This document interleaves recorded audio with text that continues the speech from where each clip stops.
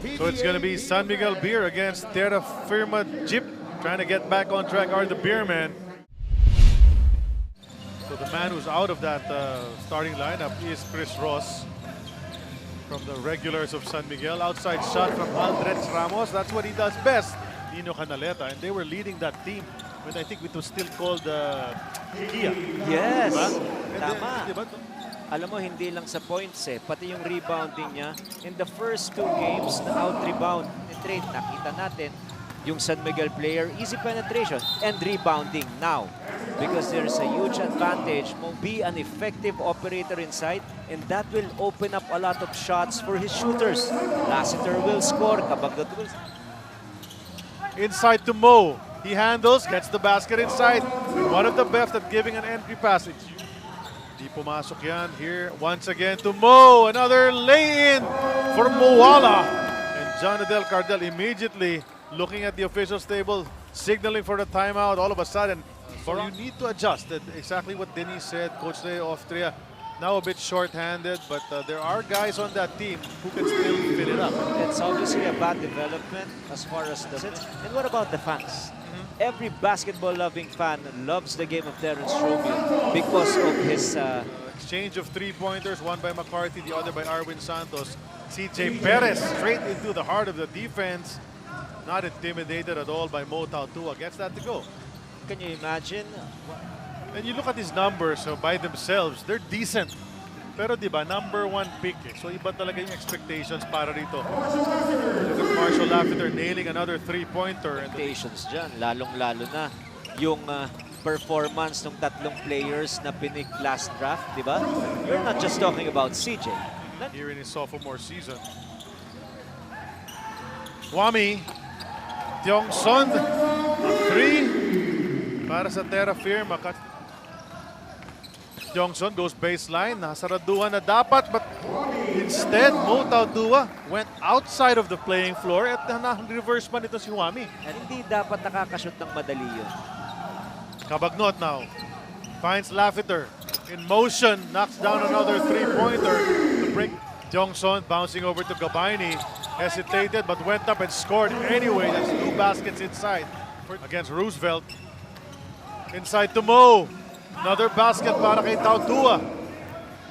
They were trying to do a 2-man game.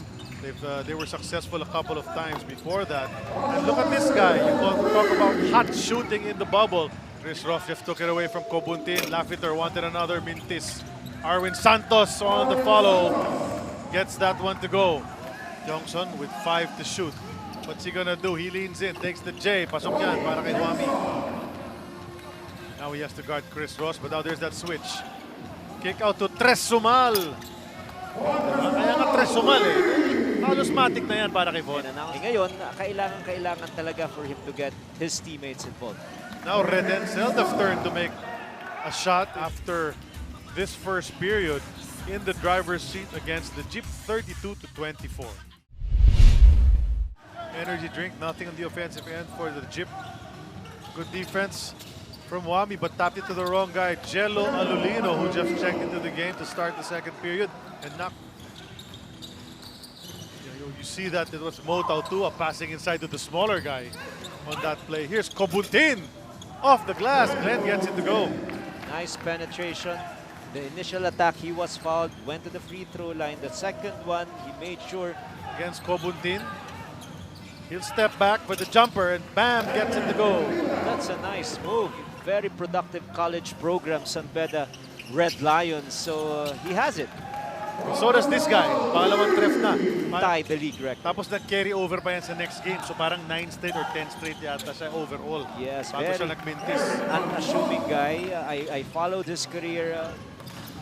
Ross and Perez. Look, I like that matchup. Nice screen. Freed up CJ, but he lost it anyway. Gets it back right now in the corner. 3 on the way. That was all CJ Perez. He rebounded on the other side. Ends up with the basket on the offensive end. The second scorer I talked about was Roshan. And I don't understand why in the first game he scored 14 points. And he played 28 minutes against Magnolia, and the following game against Rain or Shine, 17. But really locked up defensively by TNT. He scored only 9 points, but trying to do it. He's working at it, Big Mo. Gentle giant nga ang tawag dyan eh. You know, sometimes they're asking for more aggressiveness from him. Katulad nito. Was because Mo Tautua is scoring inside the paint that needs to be double-teamed by Terrafirma. Yeah, but look at CJ Perez continually going to the basket. Para sa San Miguel, he drives the hoop, strong side niya yun. Kaliwete gets the basket and a foul as well. Bonus free throw for the guy they call the crunch man. 5 straight, Coach Ryan seemed almost impossible before. No, that's why nga nagbigay ng award as we see who's not out of three. Diba, they have that award if you win. The second one that they can take home. It was almost a foregone conclusion that if it's a Philippine Cup, it's going to be San Miguel, but not in this conference. They will be challenged, especially with those high-flying acrobat by CJ Perez. Look to Marshall, somebody forgot about him. Passes inside to Arwin, short J is good. And look at them move that ball around. Si Junmar Fajardo. The giant man. The giant man with giant numbers. Rashawn McCarthy. He won a championship with them. Mo, jumper, good. It's all about confidence for them. Nakatulong naman dahil lamang sila ng 4. Ang importante, alam natin na si Junmar yun. Sila kay San Miguel din naman. Oo, Binanggit San mo rin Miguel. naman sila kay. Tama. Rashawn McCarthy with another 3. Needs to make his move. 8 seconds to shoot. Mo powers his way. Kinaliwa. Pasok yan. May foul pa si Gabayni. Chance for a 3-point play. Gabayni. SM Bierman to tap that away. Samar. Stop. Pop. 3. Nice. Cool jump shot. Laban ka. Laban. May shot ako dyan. Marshall. And look at this guy. Brought it out. Most players will bring it out to reset that offense, but he went out to the 3-point line and he said, Dapat na mga kampi niya. that's right. Try to replicate, diba? Yes. At the very... Oh, another one from CJ Perez. Pinagaganda pa niya lagi. Yung mga pwedeng diretsong layup na pinababa pa ulit. Missed a bunch. CJ to the hoop. Another chance for the free throw para sa kanya. Okay ba siya? Yun. Okay. Finally, binaba na niya yung kamay niya. Hawak-hawak pa rin kasi niya. Hard to play with just one hand free. And Redencel na open mula sa kanto. CJ para sa rebound na yun. Is trying to do everything for his team. He was scoring, rebounding, facilitating. Oh, nice shot once again by Chongson. So after being down as big as 14, look at that. Here come the Jeep. Pass goes to Chongson, the lob. Para kay Redencel. Not really sure if that was the right play, but as long as they make the basket, they'll live with that. Was not really an athletic guy. It was the right pass under circumstances like that. Cabagnot. Pesumal, couple of threes in the first half.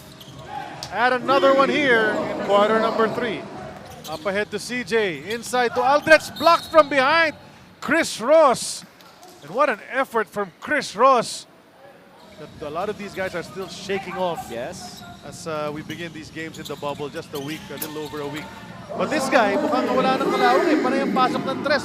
Fourth period coming up between these two teams trying to get back on the winning track. Oh, yes. Fourth quarter action has begun. Brought to us by Cobra Plus Vitamin C. Lakas and Protection. Cobra, the #1 energy drink. With the quarter scoring. But you've talked about Charlie, yung bang napakagandang tira ni Poli against Highligths. They were down by 3. Yun yung nangyari ron. And what about Alaska? Very bad start for them. In fact, in that game against Magnolia, it felt like Magnolia was in total control of the game. And then Abu Tratter played well. JB, applicable kay Mo yun. Nagmimintis na siya bago tayo nagsalita.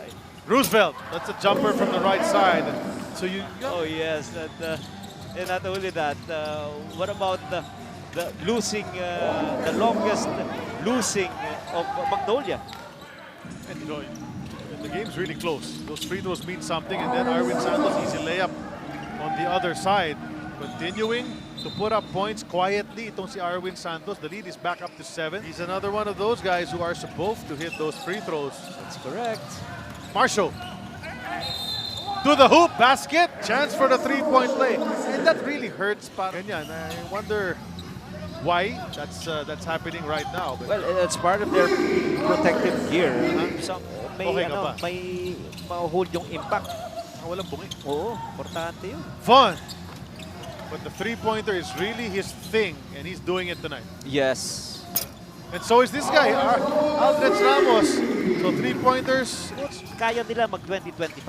Si Zamar. Baseline. Oh, the jam is missed by CJ Perez. Ganda ng setup sana. But Rashawn recovers and gets the 2 for Terrafirma. Obviously, he is better than his pick. Oo. Di ba? Napakalayo nun eh. Had to go all the way out. Huli. Pesumal has Zamar on the right. And Zamar cleans it up. And the Von Pesumal miss. Take a look at this again. But still, good for 2 points for Paul Zamar. With the 2 missed free throws, completed 3-point play for Marshall Lassiter. Kahilig Oh, another Cody na lang. 3. That distributed scoring, try to pick up the slack of the guys who are missing. And there's Marshall after. He's one of those guys. There is a sag now. Kahilig sagging inside the paint.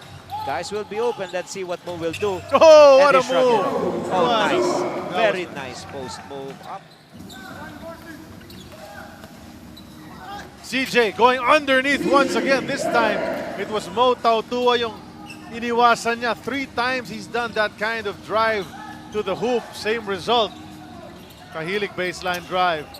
Supalpal ni Arwin Santos on the other side. Johnson forces it up. Wala. He'll try again. Nothing there. Ball's on the floor. Aldrich. Ball finally bounces in para sa Terrafirma. Kabagnot. Fakes off Kahilig. The veteran. That's just street ball. Yeah, that's just insulting. Alex Cabagnot did not even pass the ball to anyone. No need for them to score early. Game clock and shot clock is on their side, and Arwin Santos. Roosevelt. That's a 3.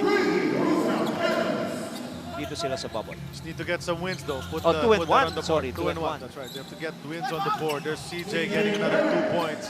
That's right. 105-98 is the victory for San Miguel Beer. Their second win in the Philippine Cup. Terrafirma goes to 0-3.